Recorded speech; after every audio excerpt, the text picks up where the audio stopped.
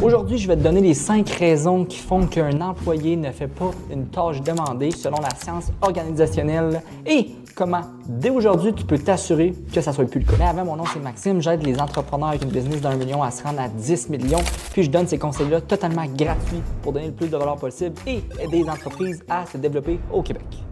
Maintenant, la raison numéro 1, c'est qu'ils ne savaient pas qu'ils devaient le faire. Principalement, une communication qui n'était pas claire, une procédure qui a été changée sans même qu'ils soient mis au courant. Et maintenant, comment s'assurer que ça ne soit plus le cas? C'est de communiquer super efficacement dès qu'il y a un changement ou autre, une nouvelle procédure qui est mise en place à tout le monde et de s'attendre à devoir le répéter dans les premières semaines pour que ça se fasse bien du sens pour eux. Et maintenant, le numéro 2, c'est qu'ils ne savent pas comment le faire. Donc, il y a eu un issue côté formation. Il y a une tâche qui ne leur a pas été bien expliquée. Ici, lorsqu'un employé n'est pas en mesure de bien compléter une tâche, surtout quand on est dans un style de leadership qui n'est pas d'inspiration, mais de passe, l'employé va être vraiment plus tenté à ne pas prendre l'initiative, puis de se restreindre, essayer d'espérer justement là, que tu ne viennes pas le voir avec cette tâche-là parce qu'il ne sait juste pas comment le faire, en se disant, ben au moins, il ne me cognera pas ses doigts. Et ça nous indique deux choses. Un, le style de leadership qui est dans la peur.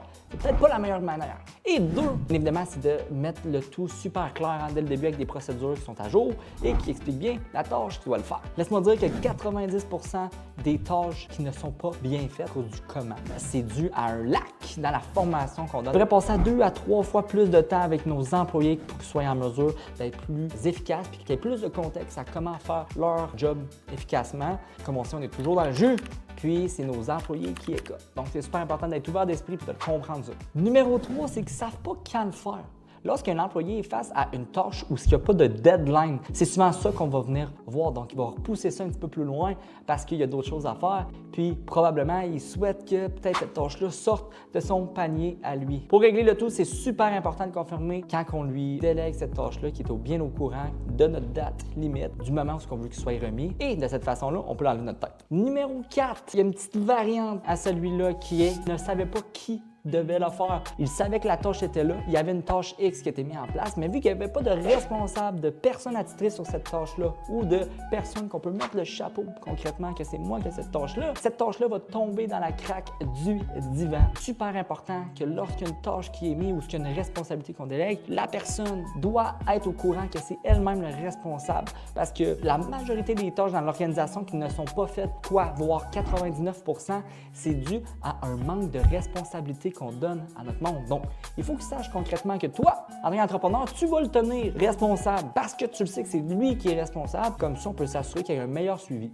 Et numéro 5, qui est le plus important, c'est qu'il n'avait pas la motivation de le faire. Souvent, quand on passe à l'entour du quoi, donc quoi faire, qui devait le faire, quand qui devait le faire, comment bien le faire, puis qu'on arrive, on est comme, ça n'a pas de sens, il manque quelque chose, c'est sûr que j'ai. Tu sais, ça doit être sa faute.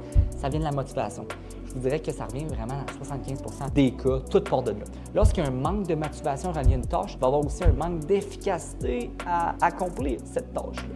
La chose que tu dois dire pour régler la motivation de l'employé, communique-lui concrètement de quelle façon, face cette tâche-là que tu lui demandes, va faire avancer l'entreprise d'une meilleure façon, qui va permettre justement qu'il va voir à quel point que son implication lui-même fait avancer les choses, va se sentir important. Et l'élément le plus puissant que tu peux utiliser quand tu communiques à ton employé, c'est d'y rappeler le bénéfice direct qu'il va avoir à faire cette tâche-là. Les humains, on est comme ça. Donc, qui, quand, quoi, comment le faire et bien évidemment, motivation. Quand on est capable de donner ça concrètement, ben c'est là qu'on est sûr que nos employés vont bien faire les choses qu'on leur demande. Pour corriger le problème avec ton employé, il y a une façon de le faire très spéciale que je te communique à l'instant.